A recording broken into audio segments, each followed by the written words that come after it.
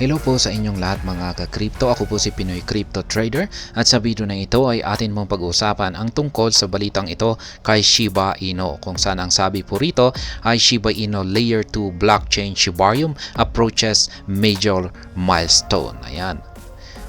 Ayon po rito ay si Shiba Inu, yung kanyang Layer 2 blockchain na si Shibarium ay nalalapit na naman po sa isang major milestone. Yan, isa na namang itong malaking tagumpay na malapit pong makamit ng Shibarium. Kaya yan, bago po tayo magpatuloy ay nais ko lamang po munang bigyang linaw ang aking disclaimer kung saan ang nilalaman po ng video na ito ay hindi po ito isang financial advice. For education and information purposes lamang po ang layunin nito. Maliban po dito ay nais ko na rin pong magbigay babala na wala pong kahit anumang group chat ang Pinoy Crypto Trader.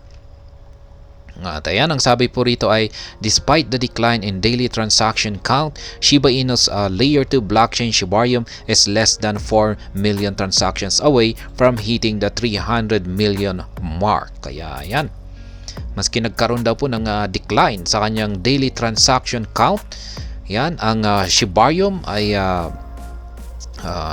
less than 4 million na lamang po siya ng bilang sa kanyang transactions, or kailangan lamang po niya ng mga nasa 4 million na transactions at mahihit po niya ang 300 million na total amount ng kanyang transactions.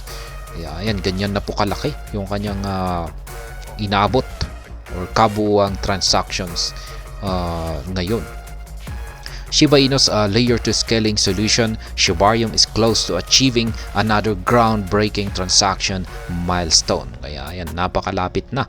Sa tingin ko ay makakamit niya ito ilang siguro baka isang araw lamang ito or dalawa ay mahihit na po niya yung kanyang 300 million na milestone. 300 million transactions.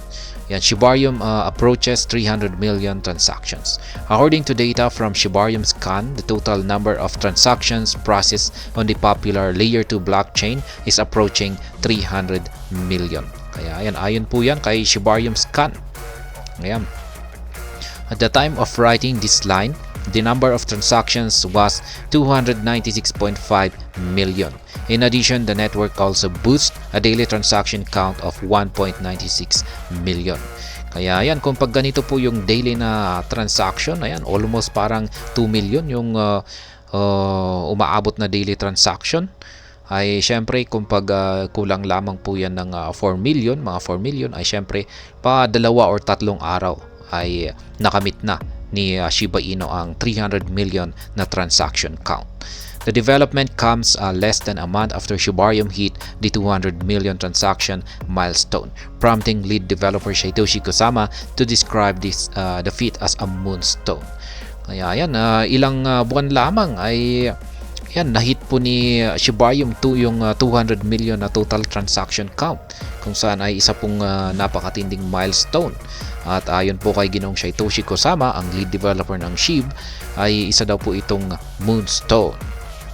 Kaya yan, napakabilis na makamit ni Shiba Inu yung kanyang mga milestone dito kay Shibarium.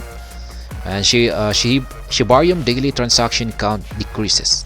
Shibarium has enjoyed widespread adoption since December 2, 2023, when its daily transaction count spiked above 7 million. For most of the December, Shibarium's daily transaction average 7.5 million. Kaya yan, nitong pong nag-umpisa po nitong nakalipas na taon, buwan ng December. Yan, noong December 2 ay dito po nagkaroon ng matinding spike ang daily transaction count ng Shibarium. Umaabot po ng 7 million kada araw yung kanyang transaction count. At kung minsan pa ay nag-average po siya ng 7.5 million. Ayan, pero ngayon ay bumagsak na po siya sa mga 1.96 million yung kanyang daily transactions. Kaya yan, dulot po nito ng kanyang daily transactions na nag-surge dito nitong nakalipas na buwan ng December ay malaki po yung naipon na transaction fee mula kay Shibarium. At yan po yung ginamit nila sa pagsusunog ng malaking amount ng Shiba Inu tokens. Kaya maganda po talaga kung pag laging mataas yung transaction transaction count ng Shibarium. However, the network's daily transaction count has drastically reduced since the beginning of this month.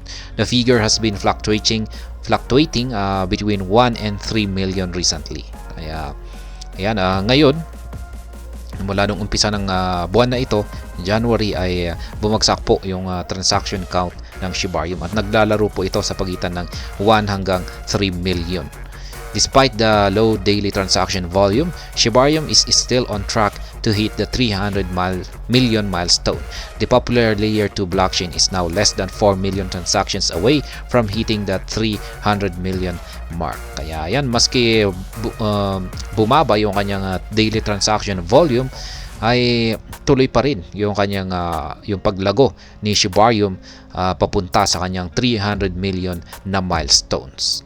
Kaya yan, gaya ng sinabi ko kanina, ay ilang araw po yan ay mahihit na rin po niya ang kanyang 300 million mark na ito. Impressive performance in 5 months. It bears mentioning that Shibarium achieved this jaw-dropping feat just 5 months after its mainnet launch. Recall that Shibarium's mainnet launch occurred on August 16, 2023. However, the network encountered a major technical glitch a few hours after its launch, which put it in developer-only mode for nearly 2 weeks. Kaya yan po yung kaganapan nitong nakalipas na 5 buwan or 5 months itong si dito kay Shibarium. Nagkaroon po siya ng technical glitch nung umpisa. Kaya yung kanyang launching dito sa mainnet launch, ay nagkaroon po ito ng technical glitch.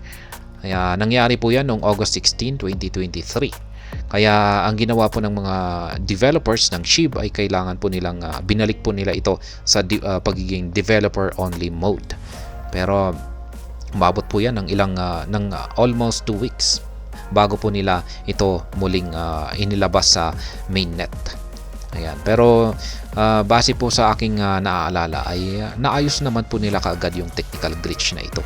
Umabot lamang po ito sa 2 weeks dahil talagang siniguro po talaga nila na wala na talagang iba pang magiging problema ang Shibarium.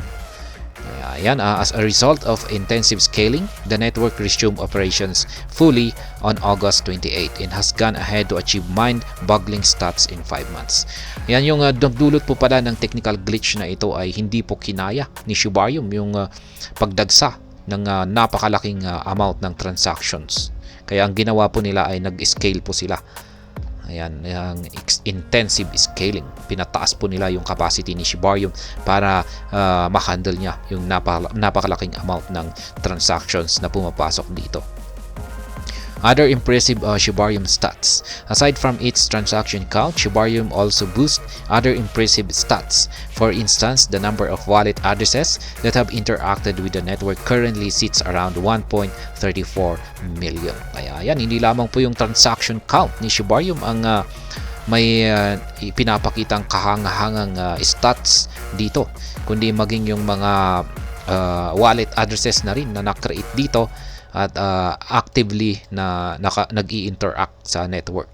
Ito na ay umaabot po sa 134 million. Dami po niyan.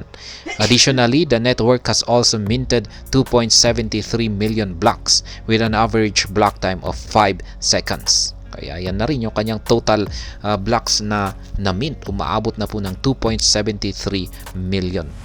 In the hours leading up to press time, the price of SHIB was up by 2.3% over the past 24 hours to 50 digits 945. Despite its gain in the past day, SHIB is down by 4.1% and 8.8% on the weekly and monthly charts respectively. Ayan naman po yung kalagayan ni Shiba Inu ngayong yan, sa oras po na nailabas ang balita na ito. Umangat po ang presyo or market price ni SHIB ng 2.3% nitong nakalipas na 24 oras. Dito po papunta po rito sa presyong 50 digits 945. Pero kung pag i-check po natin yung kanyang past day at saka week, yan yung kanyang weekly at saka monthly po pala, ay yung kanyang weekly ay bagsak po siya ng 4.1% at yung kanyang monthly ay nasa 8.8%.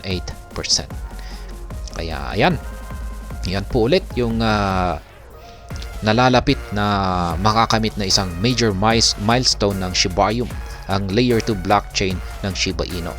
Ayan, malapit na po niyang ma-hit ang 300 million na total transactions. Kaya ayan, ang masasabi ko dyan ay napakabilis. Na yan, at ayan, hanggang dito na lamang po tayo sa video na ito. Sana po ay inyong nagustuhan ang aking paliwanag dito. Kung inyo po itong nagustuhan ay pakiclick lamang po ang like button nito. Para naman po sa mga bago lamang dito, kayo po ay aking inaanyayahan para mag-subscribe. Pakiclick na rin po ang bell icon nito dahil ito po ang siyang magsisilbing notification nito sa mga bago kong videos na akin pong ina-upload sa aking YouTube channel na ito. Marami pong salamat sa panunood. Ingat po tayo lagi at God bless po sa ating lahat.